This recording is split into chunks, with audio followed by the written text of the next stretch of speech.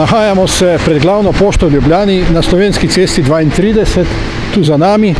V avli te pošte bo od 10. maja 2021 odprta razstava na temo druge svetovne vojne.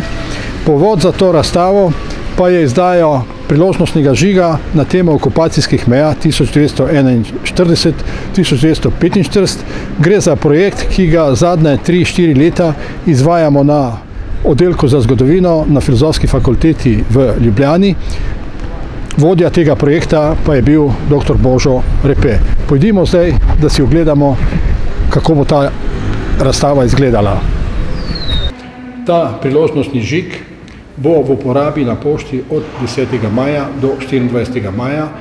V istem času bo na ogled tudi ta filatelistična razstava. Razstava se začne z okupacijskimi mejami, z razglednico, ki je ob tej priložnosti tudi izdana, prikazuje pa ostanke nemškega stražnega stolpa v Hincah nad Karmeljem. Gre za betonske temelje tega stražnega stolpa. Razstava pa prikazuje med drugim tudi znamke z motivi partizanov, z motivi partizanskega vrhovnega komandanta maršala Tita, prikazuje znamke, ki so bile v uporabi na območju Slovenije v času druge svetovne vojne, prikazuje različne spominske dogodke iz narodno-osvobodilne borbe, kako so se spreminjali žigi, kako so se spreminjale podobe kuvert. Veliko pa je filatelističnega gradiva, ki ga je pripravil predvsem slikar Ive Šubič in slikar Božidar Jakac. Na enem od panojev je predstavljeno filatelistično delo Ive Šubica, prikazano je pa tudi originalne dopisnice iz leta 1944, ko so v Kočevskem Rogu natisnili partizansko dopisnico na temo Svobodna Slovenija in tudi izdelali posebno partizansko znamko.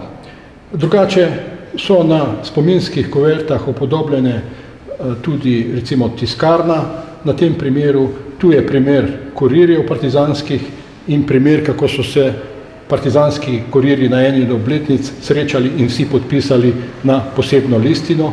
Vse to hrani v svoji zbirki omenjeni Janko Štanfelj.